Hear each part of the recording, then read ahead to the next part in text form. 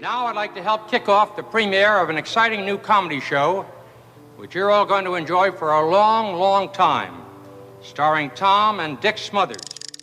Well, was that it? Yep, I like to hit 'em hard and get out quick.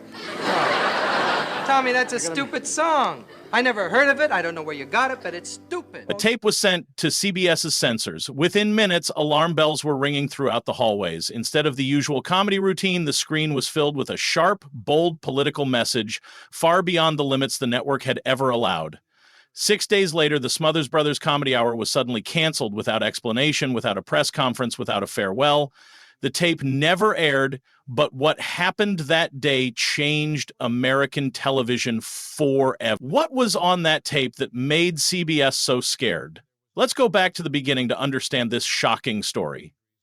In the 1960s, American television was controlled by three big networks: NBC, ABC, and CBS. Every night, millions of families sat down to watch carefully chosen programs that followed the safe rules of what was considered proper. CBS was the king of safe television, with shows like The Ed Sullivan Show and Bonanza. But times were changing. Young people were protesting against war and questioning authority. CBS needed something new to keep viewers interested, especially to compete with NBC's popular Sunday night shows. The idea for the Smothers Brothers Comedy Hour seemed perfect. Tom and Dick Smothers were two brothers who did light comedy. Tom played the silly, childish brother, while Dick was the smart, musical one. CBS thought they were safe enough, just harmless family entertainment. The show started on February 5th, 1967. The first episode was exactly what CBS expected: music, jokes between the brothers, and simple comedy sketches. But Tom Smothers had bigger plans. He didn't want to just make people laugh. He wanted to make them think. Slowly, carefully, Tom began changing the show. Under the cover of humor, he started inviting guests who had something important to say. First came Pete Seeger, a famous singer who opposed the war.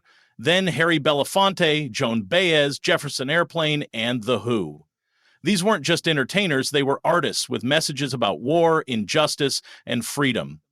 The show also hired young writers like Steve Martin, who understood what young people were thinking.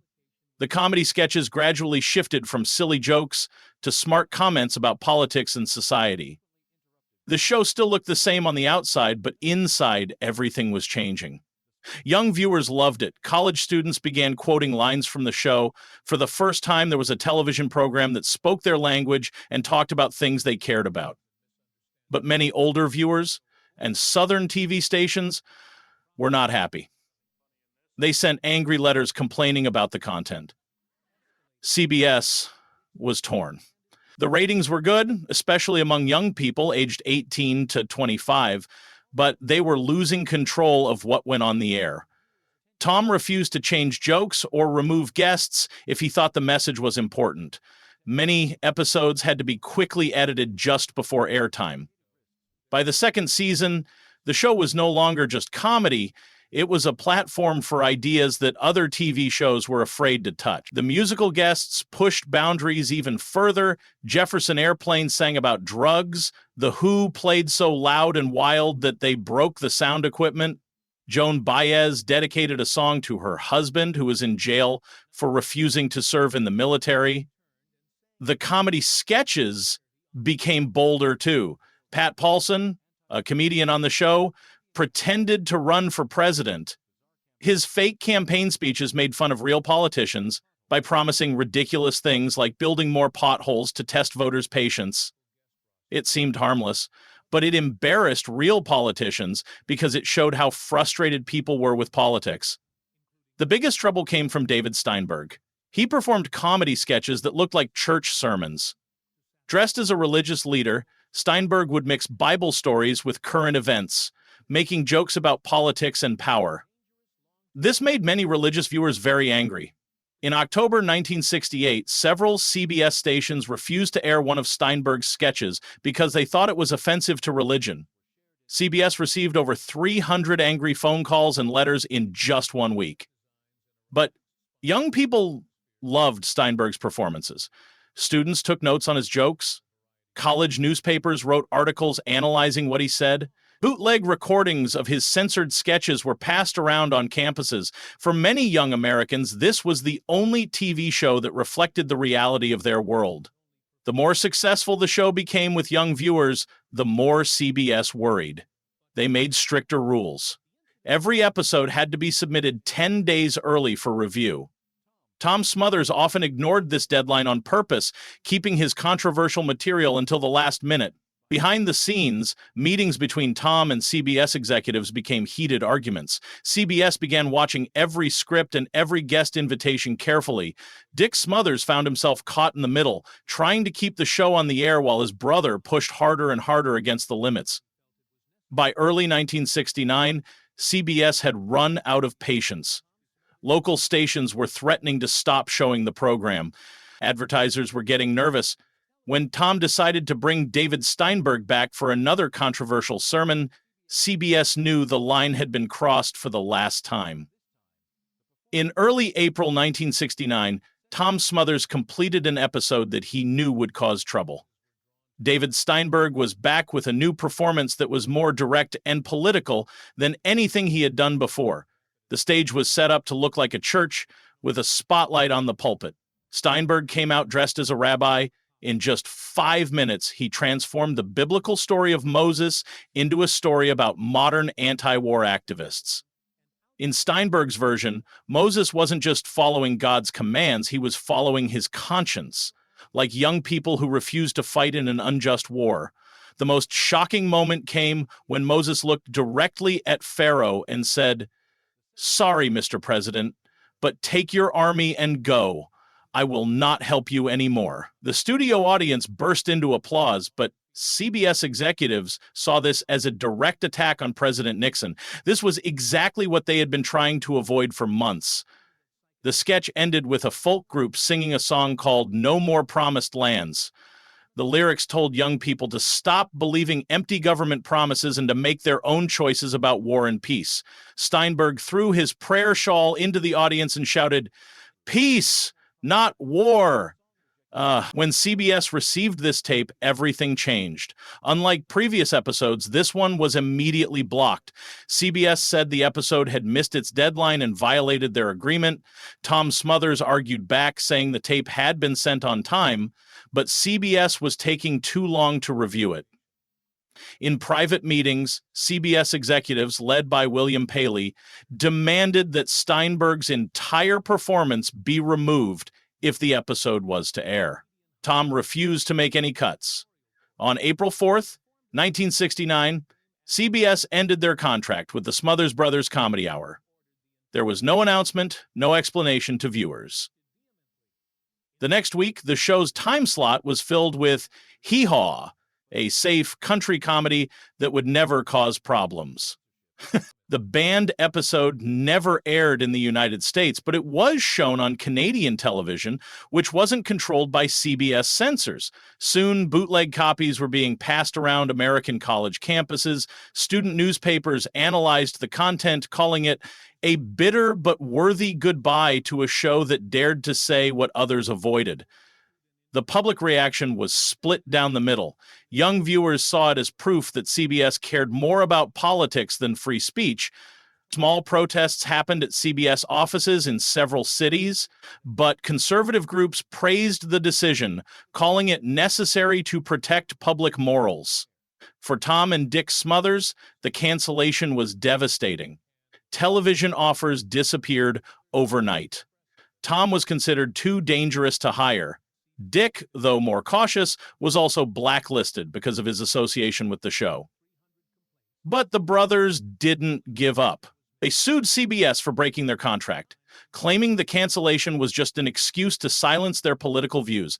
The legal battle lasted 4 years. In 1973, a court ruled in their favor, ordering CBS to pay more than $770,000, 0 cents. However, by then their television careers were already over. The cancellation affected the relationship between the brothers, too. Dick later admitted he didn't always agree with Tom's uncompromising approach. He believed that if Tom had been willing to make some compromises, the show could have lasted longer and had more impact. but they remained partners and friends, continuing to perform in smaller venues for loyal fans. The impact of the show's cancellation rippled through the television industry. Many young producers and writers saw it as a lesson about the limits of creative freedom when facing the power of network television. Lorne Michaels, who would later create Saturday Night Live, said that without the Smothers Brothers, there would be no SNL. The show had proven that television could mix comedy with serious political commentary, even if it came with a price. For young artists, especially comedians, the Smothers Brothers became symbols of artistic courage. The censored tapes became collector's items, passed around by students and independent artists like underground treasures. Some sketches that CBS had rejected were later found in writers' personal archives, adding to the legend of what had been lost. Over time, public opinion about the show began to change. What had once seemed dangerous or inappropriate started to look brave and ahead of its time. In 2008, nearly 40 years after the show was canceled, Tom Smothers received an honorary Emmy Award.